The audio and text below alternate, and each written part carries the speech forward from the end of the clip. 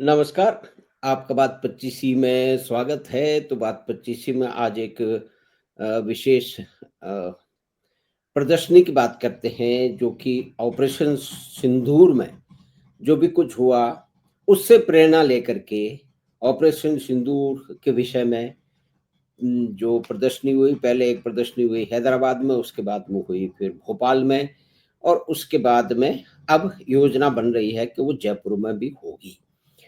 तो चित्र प्रदर्शनी और ऑपरेशन सिंदूर, पेंटिंग के एग्जीबिशन, इसके जो प्रणेता हैं, जिसको आयोजित किया है और उसके साथ चित्र भी बनाए हैं, तो उनसे हम परिचय करके बात को आगे बढ़ाते हैं। तो आमंत्रित कर रहे हैं हम जाने-माने पत्रकार, चित्रकार और चिंतक श्री अशोक आत्रेय जी को। भाई साहब जी प्रणाम नमस्कार। और नमस्कार और स्वागत है आपका जी बात पर। नमस्कार आपको बात 25 के लिए और इस विशेष संवाद के लिए। तो भाई साहब ये जो ऑपरेशन सिंदूर की पृष्ठभूमि में जो जी जो है वो प्रदर्शनी आपने लगाई, तो उसका जी उसका सोच कैसे आया और फिर आपने इसको आरंभ भी आपने किया, इसकी शुरुआत की जो है वो हैदराबाद में जाके, फिर आप उसको भोपाल में ले गए। तो ये इसके पीछे क्या सोच थी और उस समय आपका किस तरह का अनुभव रहा? तो इसके बारे में बताएँ। भाई साहब आपका स्वागत है बात 25 में। Yes sir. जी नमस्कार माधव सिंह जी।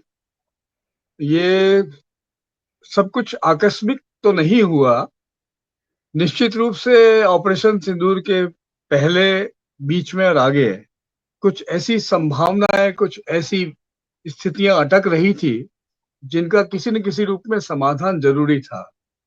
और वैसे देखा जाए तो व्यापक स्तर पर वैसे भी पूरी मानवता किसी न किसी रूप में आतंकवाद से, युद्धों से आक्रांत है। और बाकी भी तमाम प्रकार की जो समस्याएं, जो मानवीय समस्याएं जिनसे हम लगातार रूबरू होते हैं और जिनका समाधान, स्थायी समाधान नहीं मिलता है। सारा कुछ जो है विश्व स्तर पर तदर्थवाद, सब कुछ जो उसके सब चीजों का समाधान मान लिया जाता है। चाहे वह आजादी की लड़ाई हो, चाहे किसी प्रकार से गरीबी के खिलाफ युद्ध हो, चाहे क्रांति के बहाने और किसी प्रकार से सत्ता पलट की कार्यवाहियां हो, या आतंकवाद की जो एक नवीनतम, जो एक राजनीतिक जो एक रूपरेखा बन गई विश्व स्तर पर, हर स्टेट को थ्रेटन करने की, किसी भी लीगल सिस्टम को नहीं मानने की और अपनी तरह से एक एनार्की पैदा करने की जो आज स्थिति पूरे विश्व स्तर पर व्याप्त हो गई है, जिससे अमेरिका, यूरोप, एशिया, अफ्रीका सभी देश अपने आप में परेशान है और उनसे मुक्ति नहीं मिल रही है। इसी का जो नवीनतम प्रमाण हम देखने को मिल रहा है वो है पहलगाम की घटना, जो 22 तारीख को, 22 मई को पहलगाम में हुई। और विशेष एक प्लानिंग से, एक विशेष तरह से सोच से, एक विशेष प्रकार की जिहादी मानसिकता से इसको अपना जी सर, आवाज नहीं आ रही है? हाँ भाई साहब, ये 22 अप्रैल को हुई है। 22 अप्रैल को हुई है, फिर 7 तारीख को उसका हुआ। अब आपकी आवाज चली गई, ठीक करें भाई साहब उसको।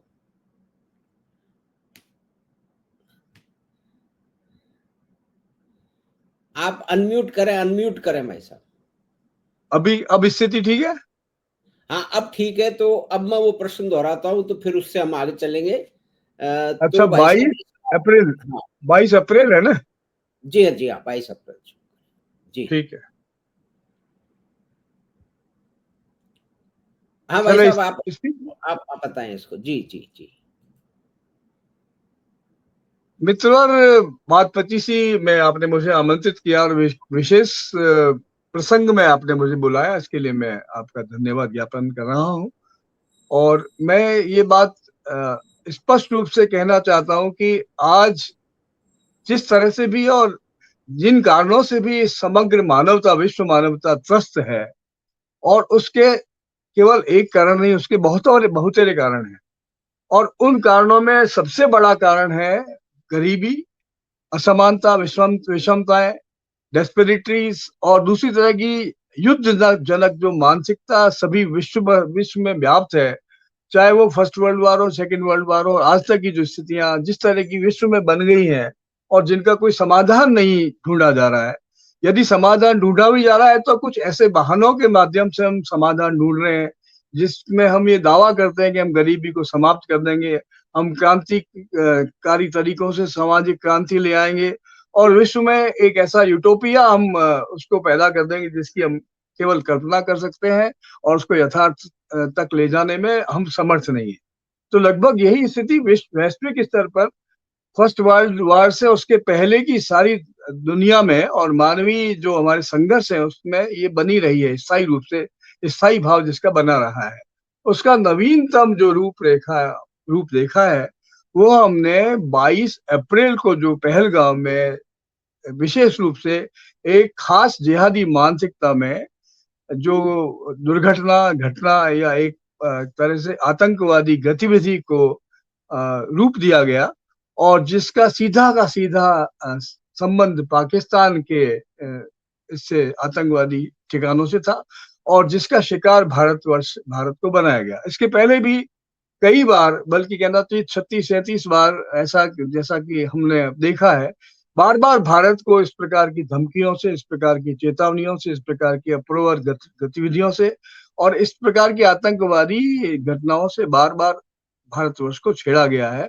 और कश्मीर को स्थायी मुद्दा इसलिए बनाया गया कि कश्मीर को लेकर के अंतर्राष्ट्रीय स्तर पर एक अजीब तरह की मानसिकता से लोग त्रस्त हैं और जिहाद के नाम पर कश्मीर को मुक्त करना चाहते हैं, हिंदू मुस्लिम राइट्स करवाना चाहते हैं और भारत जो कि एक शांतिप्रिय देश है उसमें हमेशा के लिए अस्थिरता और आतंक का एक वातावरण निर्माण किया जाता है। इसी का परिणाम हुआ, इसी की इनिशिएटिव जो ली वो पाकिस्तान के उन आतंकवादी ग्रुप्स ने ली जिन्होंने 22 अप्रैल को पहलगाम में यह जघन्य कार्यवाही की और हमारे पर्यटकों को, देश के पर्यटकों को जो कश्मीर को अपना स्वर्ग समझते हैं, जो आराम तलबी के लिए, अपनी मौज मस्ती के लिए कश्मीर जाते हैं, तो ऐसे लोगों को ऑपरेशन ऐसे लोगों को अपने जघन्य अपराध का और गोली का शिकार बनाया गया,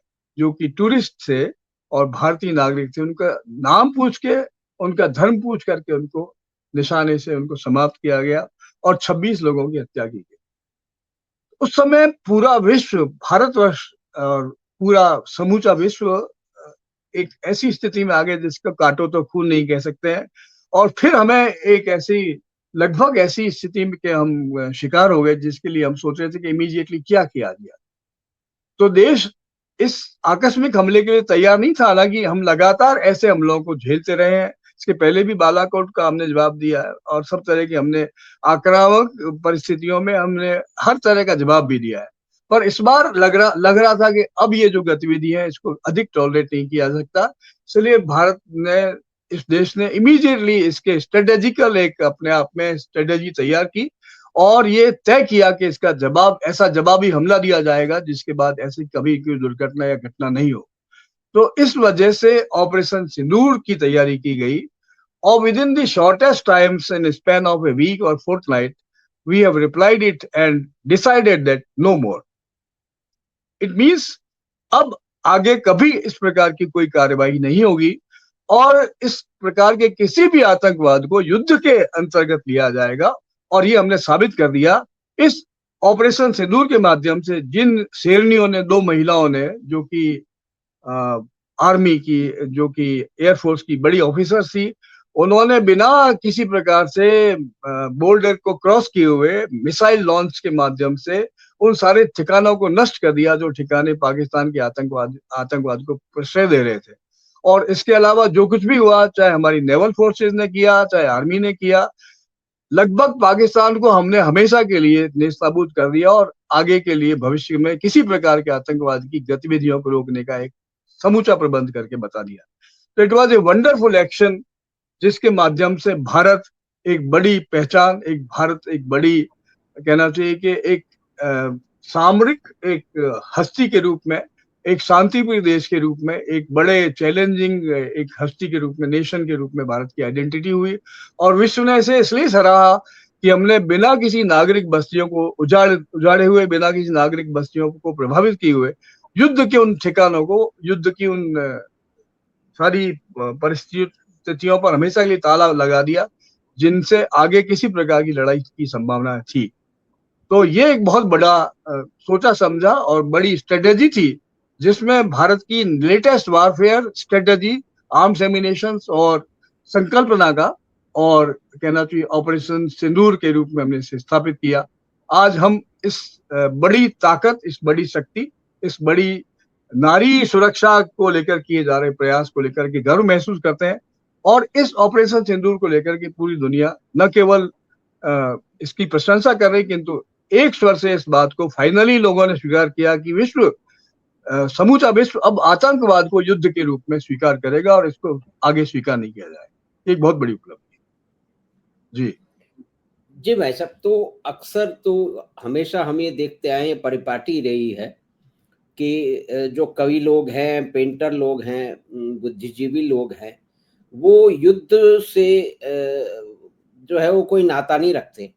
लेकिन आपने ये जो प्रदर्शनी लगाई और इसमें चित्रों का निर्माण किया, चित्र आपने उकेरे, तो ये समन्वय कैसे आया और क्या ये पहला प्रयास है या इस तरह के और भी प्रयास हो सकते हैं? क्योंकि जनरली सामान्यतः बुद्धिजीवी लोग युद्ध की त्रासदी को याद करके अलग रहते हैं, तो इसमें क्या अलग था और आपको ये सोच कैसे आया? और फिर हैदराबाद आपने चुना क्योंकि आप वहां थे, तो उधर से जो भी कुछ आपके क्या अनुभव रहे, उसका आप उस पर प्रकाश डालें प्लीज। देखिए माधव सिंह जी, स्थिति ये थी कि जब मैं हैदराबाद गया उस समय तक ये घटना घटित नहीं हुई थी, और लगभग मैं उसके मार्जिन पर ही था। मैं हैदराबाद रवाना हो चुका था, और रवाना होने के अलावा मैंने वहां पर पेंटिंग एग्जीबिशन की एक प्लानिंग जरूर कर ली थी, जो कि पेंटिंग ऑपरेशन सिंदूर से, युद्ध से जुड़ी हुई नहीं थी। किंतु मैं अपनी पूरी तैयारी के साथ में, जो मैं ऑलरेडी 4-5 वर्षों से ब्लू इंडिगो को लेके काम कर रहा हूँ, उसी परंपरा में मैं कुछ काम करने के लिए हैदराबाद जाना चाहता था। और मेरे पास सुविधाएं भी थी, और मेरे पास पर्याप्त साधन, बुलावा भी था, और इसकी तैयारी भी थी। तो मैं अपनी पेंटिंग्स के सारे फैब्रिक्स को लेकर के, सांगानेरी कागजों को लेकर के, और कलर्स को लेकर के, और नील को, इंडिगो को लेकर के मैं हैदराबाद रवाना हुआ। किंतु जब मैं हैदराबाद पहुंचा उस समय तक ये सब दुर्घटना हो चुकी थी। और पहलगांव में ये जो जघन्य हत्या है, 22 तारीख के 26 लोगों की हत्या, ये बहुत अपने आप में न केवल मुझे बुरी तरह से प्रेरित करने वाली थी, किंतु मुझे इसने हमेशा के लिए एक नई दिशा दी और नई सोच से जोड़ दिया। और मैंने हैदराबाद पहुंचते ही अपने सारे कैनवस खोले, सारी कलर्स खोले, टेबल्स बड़ी सजाई, और कुछ टेक्निकल हेल्प के साथ में मैंने उस मानसिकता में ऑपरेशन सिंदूर को लेकर के पेंटिंग बनानी शुरू कर दी। और मैंने ये तय कर लिया कि मैं 26 पेंटिंग बनाऊंगा। लगातार 1 महीने तक मैंने ये काम किया, बल्कि 15-20 दिन तक लगातार मैं काम करता रहा। और मुझे, मेरी वहाँ बिटिया रहती है, मीडिया एक्सपर्ट है, उसने मुझे मदद की, और मैंने बहुत कामली, बहुत शांति से, और अपनी बिल्कुल पूरी तैयारी के साथ में, सजगता के साथ, सहजता के साथ में इसका एक जवाब दिया। अब सवाल ये आता है कि इससे पहले बुद्धिजीवियों ने, या कलाकारों ने, या संगीतकारों ने, या कवियों ने इस प्रकार के कभी काम किए हैं या नहीं किए हैं। तो मैं आपसे यह कहना चाहता हूँ कि देखिए, कभी कभी जब युद्ध लड़े गए पाकिस्तान से, या दूसरी तरफ बांग्लादेश की क्रांति हुई, या भारतवर्ष की आजादी के बाद की तमाम जो रोमांटिक जो घटनाएं हुई युद्ध को लेकर के, और हमने पहल की, तो उसमें कवियों के दल दूसरे प्रांतों में जाते थे। राजस्थान से भी गीत चांदनी करने के लिए वहां हैदराबाद में पिछले करीब 40-50 साल से कवि लोग जा रहे हैं। राजस्थान के अच्छे दिग्गज कवि, जाने माने साहित्यकार यूपी से, राजस्थान से, बिहार से, अलग अलग देशों से, अलग अलग प्रांतों में जाते हैं, अलग अलग प्रदेशों से।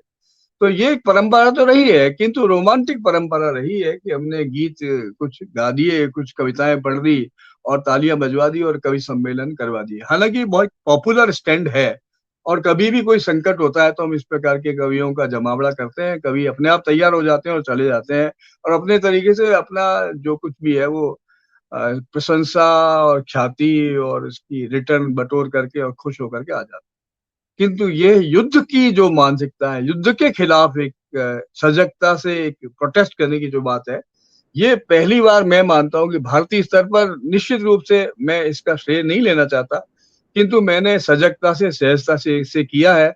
और मैंने इमीडिएटली हैदराबाद में जो इम्पोर्टेंट इंस्टीट्यूट थी, स्पेशली एजुकेशन की जो बड़ी संस्थाएं थी, और राजस्थान के मारवाड़ियों के जो ग्रुप्स थे, इसके अलावा जो तेलुगु लेखक थे, तेलुगु कवि थे, तेलुगु कलाकार थे, तेलुगु सोशल वर्कर्स थे, और यहाँ तक कि तेलुगु जो वहाँ का अपने आप हैंडीक्राफ्ट्स का एक बड़ा ऑर्गेनाइजेशन है, उनसे भी मैंने संपर्क किया, और वहाँ की तमाम आर्ट गैलरीज से मैंने बात करके तय कर लिया कि मुझे पेंटिंग एग्जिबिट करनी है।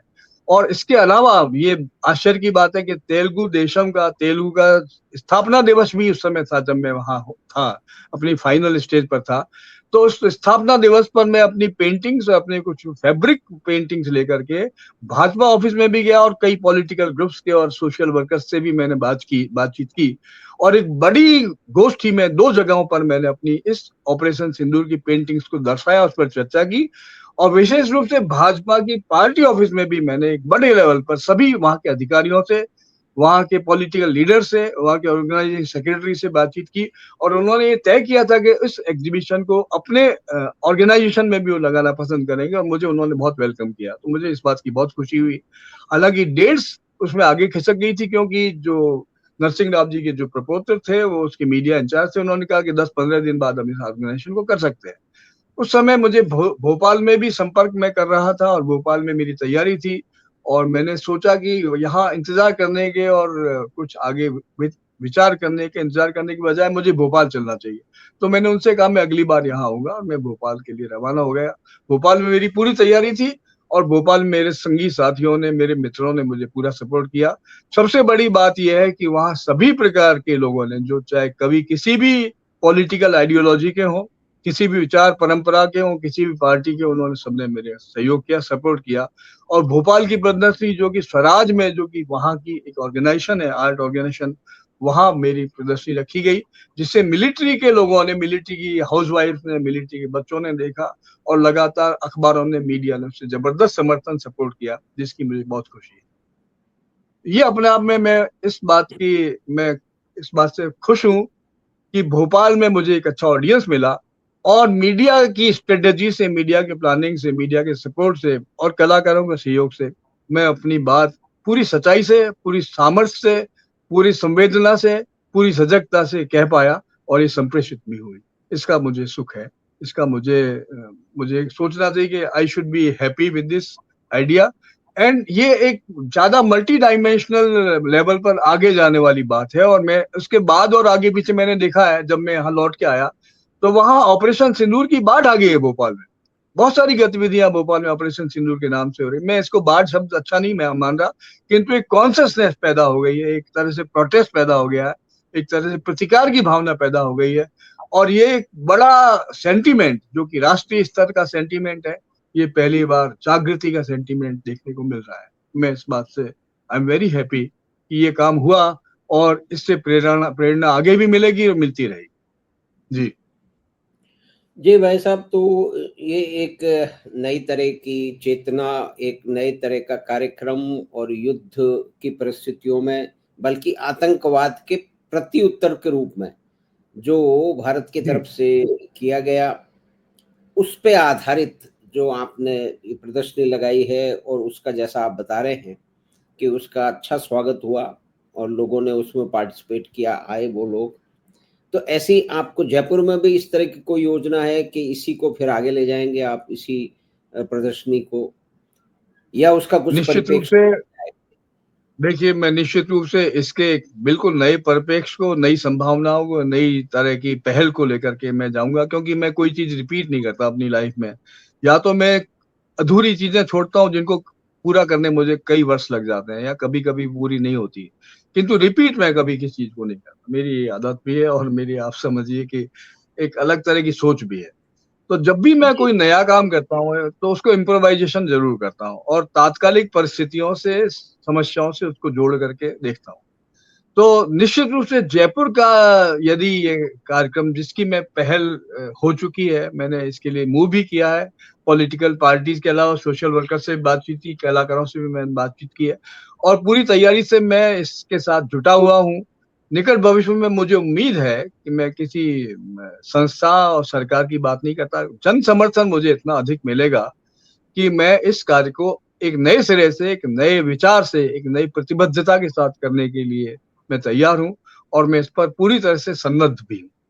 तो अब जो प्रोग्राम होगा वो 26 पेंटिंग का की बजाय हो सकता है एक टोटल पर्सपेक्टिव का प्रोग्राम, एक टोटल स्ट्रेटेजी का प्रोग्राम, एक टोटल क्रांतिकारी पहल का, परिवर्तन का प्रोग्राम और जागरूकता का एक ऐसा प्रोग्राम है हो जिसमें मीडिया, साहित्यकार, कलाकार, कवि, पॉलिटिशियंस का एक कॉन्ग्लोमरेशन हो, एक कल्चरल, एक थीसिस बने, एक एंटीथीसिस बने, एक सिंथेसिस बने। जो तथाकथित हमारे मित्र जिसका आम आम चर्चा करते हैं, इसको इन्होंने एक ऐसा फार्मूला बना दिया जैसे केमिस्ट्री का कोई फार्मूला हो H2O का, वैसा फार्मूला नहीं है क्रांति।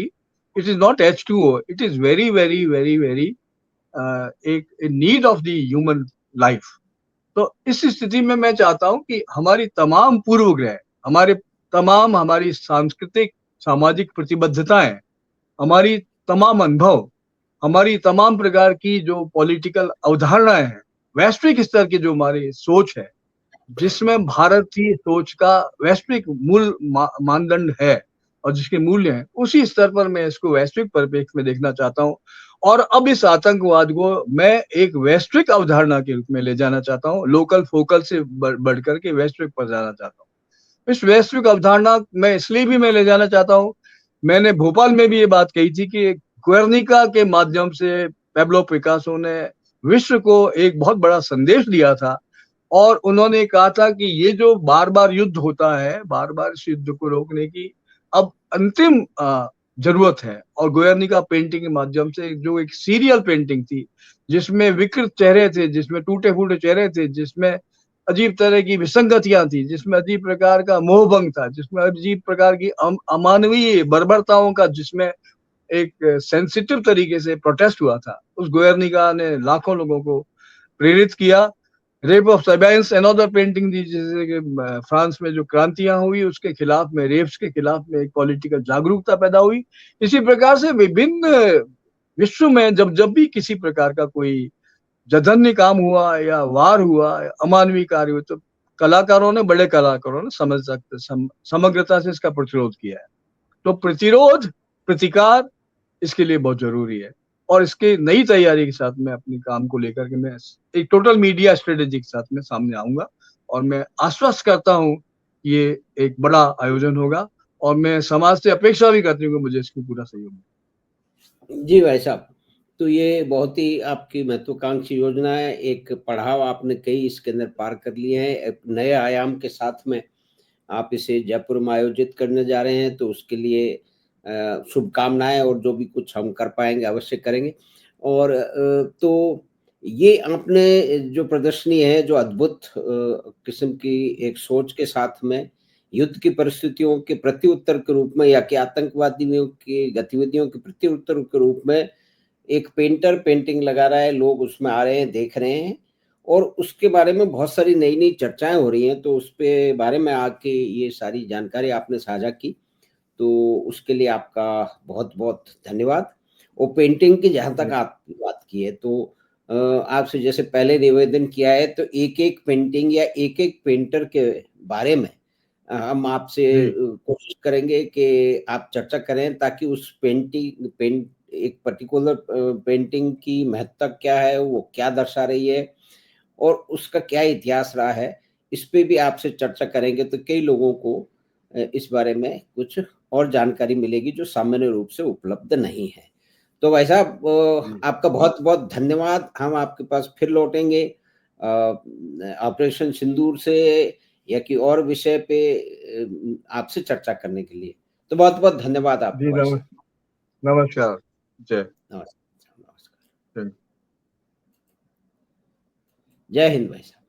तो हम बात कर जय। रहे थे जाने-माने चित्रकार, पेंटर, पत्रकार, लेखक और चिंतक श्री अशोक आत्रेय साहब से, जिन्होंने एक प्रदर्शनी का पेंटिंग की प्रदर्शनी की हैदराबाद में, उसके बाद में फिर भोपाल में की और ये ऑपरेशन सिंदूर की पृष्ठभूमि में और आतंकवाद के प्रतिरोध उत्तर के रूप में दी गई। तो हमें आशा है कि छोटी-सी बातचीत आपको पसंद आई होगी, तो आप चैनल बात 25 को सब्सक्राइब करें और लिंक अपने मित्रों, परिवार के साथ साझा करें। हम आपसे फिर मिलेंगे बात 25 की अगली बात में। धन्यवाद, नमस्कार।